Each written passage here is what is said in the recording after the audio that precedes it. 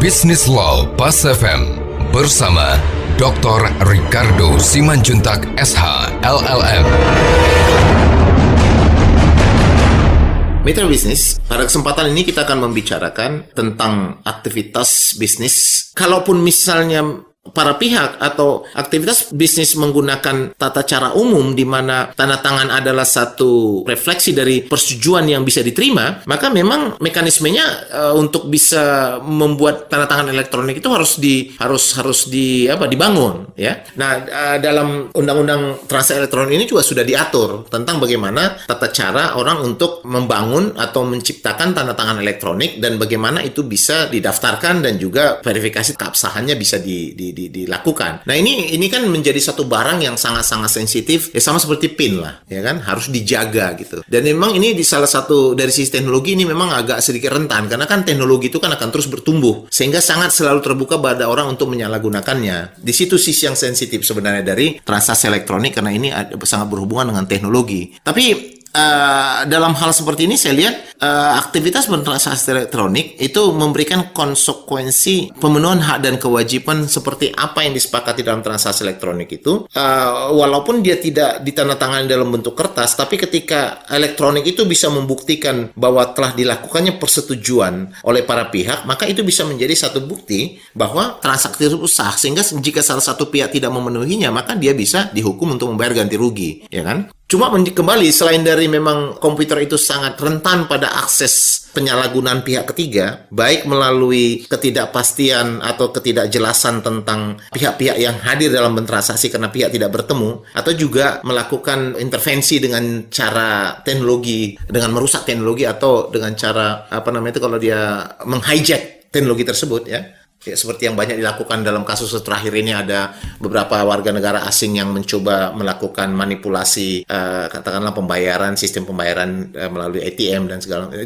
Itu adalah memang satu konsekuensi, satu resiko yang timbul dari aktivitas transaksi elektronik. Selain itu, yang menarik dari transaksi elektronik ini adalah transaksi elektronik ini tidak mengenal batas, ya kan? Dia orang bisa bertransaksi dengan siapapun di seluruh dunia ini, gitu loh. Jadi kalau misalnya transaksi non elektronik kan orang harus bertemu, ya kan? Sehingga semua akan menjadi pertimbangan. Tapi kalau ini kan tidak perlu. Orang hanya dipertemukan di dunia maya. Sehingga ketika seorang katakanlah pelaku pasar Indonesia, katakanlah dia pemesan barang, katakanlah untuk kebutuhan produksinya, memesan dari satu wilayah negara lain yang dilakukan secara elektronik, maka ini akan menjadi satu hal juga yang harus dipertimbangkan tentang perbedaan hukum, ya, antara pelaku usaha si pemesan tadi atau si pembeli tadi dengan pabrikan atau pelaku usaha yang akan menjual produk tadi, ya kan? Nah, ketika penjual dan pembeli atau distributor dan pembeli tadi berada pada dua wilayah atau negara yang berbeda, maka masing-masing pihak ini harus lebih membangun fokus perhatian kepada keberlakuan dari hukum masing-masing dan juga tentunya terhadap nilai dan juga governing law,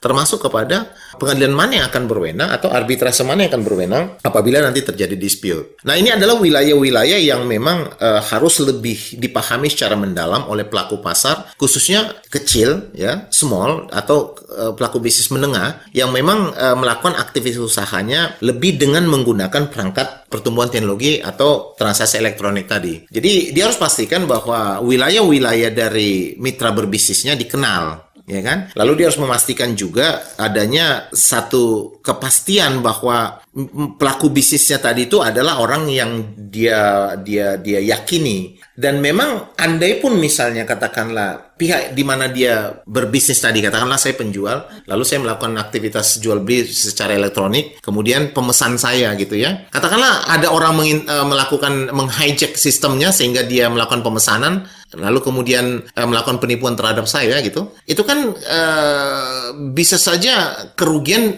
akan lebih terbeban kepada saya. Kenapa? Karena bisa jadi orang yang memiliki account tadi itu, yang menjadi address saya tadi itu bukan orang yang sanggup untuk melakukan aktivitas seperti itu kan gitu. Jadi bisnis itu adalah karena bisnis itu selalu mengandung resiko, maka pelaku bisnis itu akan mencoba meminimumkan, memitigate setiap potensi risiko. Nah, saya selaku pelaku bisnis dalam hal saya memilih bertransaksi secara elektronik, maka saya harus pastikan saya harus mempunyai satu cara untuk memasukkan bahwa mitra bisnis saya tadi itu juga mempunyai sistem atau mekanisme komunikasi yang aman dan pasti. Otherwise, saya sulit gitu ya. Nah, hal yang sama juga harus dilakukan oleh pihak sana. Gitu ya. Dan satu lagi, memang wilayah menjadi penting gitu. Ketika transaksi ini harus melewati batas negara, cross border, maka memang jumlah juga harus diperhatikan dan juga konsekuensi hukum yang berbeda juga harus diperhatikan. Lalu kemudian konsekuensi katakanlah penyelesaian perkara atas dua wilayah yang berbeda juga harus diperhatikan. Karena ini semua berhubungan dengan